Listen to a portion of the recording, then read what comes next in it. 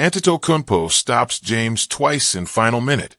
For what seemed like a sure thing, the Lakers' path to victory was clear, paved with 2 decades of legendary crunch-time finishes.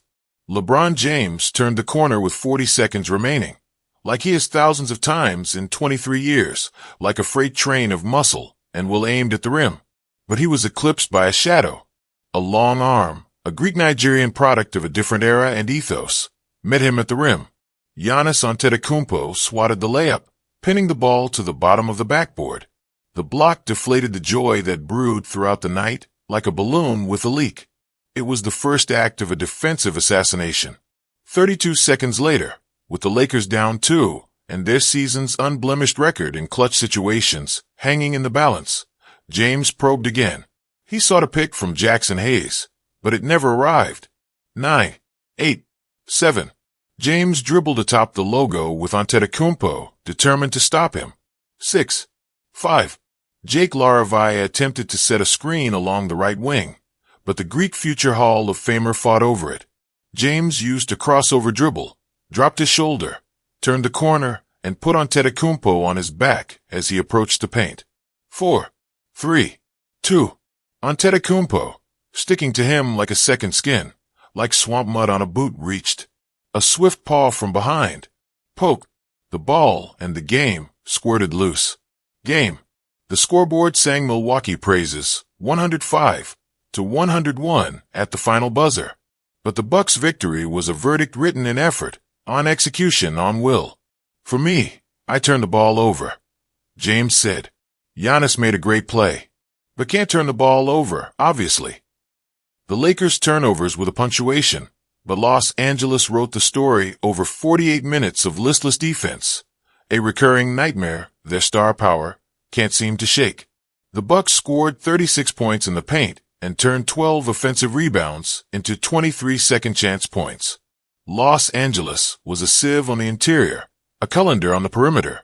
Defense remains optional, a choice they too often decline. Energy and effort remain issues that plague Los Angeles. The second quarter was a dirge. No buzz. No bite. Their leaders, James and Luka Doncic, set a troubling tone.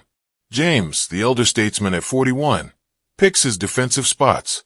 Missed foul calls on offense often lead to a leisurely James trot, as he admires the arena's majesty while his teammates scramble in a 4-on-5 nightmare. James' offensive brilliance remains sublime. 26 points, 10 assists, 13 in the fourth. But his defensive desire is inflated currency. Doncic's night was a masterclass in maddening shot selection. He insisted on contested step-back threes, on heroic heaves over drop coverage. When they fall, it's magic. When they don't, it's a vacuum.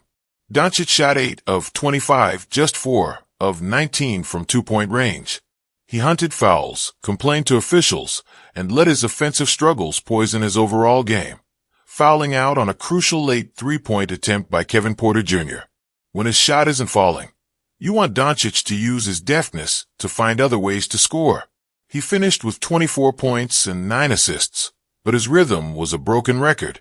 The Lakers crowd, including affable Will Ferrell at courtside, tried to will a change. A brief flip switched midway through the fourth. Effort emerged. Rotations tightened. The Lakers clawed back and took a late lead. For a moment, the script felt familiar. It appeared that the Lakers were on another clutch escape authored by James. Then, the Greek Freak rewrote the Hollywood ending. Antetokounmpo, limited to 21 points, authored a defensive clinic. He sought the opportunity to defend James down the stretch. He craved the clash. The two titans, separated by a decade, faced off with everything at stake. James drove. Giannis walled up. James spun. Giannis pounced. Antetokounmpo's block was a testament to the inevitability of change. His steal was a lesson in relentless focus. I mean, he made a hell of a play. Lakers coach J.J. Redick said, "We created an advantage with our best player, and he made a hell of a defensive play." The Lakers, now 13-1 in clutch games, finally met a force that exposed their core contradiction.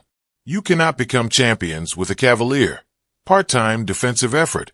You cannot prevail when your offensive savants become defensive liabilities. James noted with a weary realism, You would love to go undefeated in clutch games. They made some plays. Friday night, the Bucks made defensive plays. Antetokounmpo made the plays, the king, dethroned, and the Laker flaws, laid bare.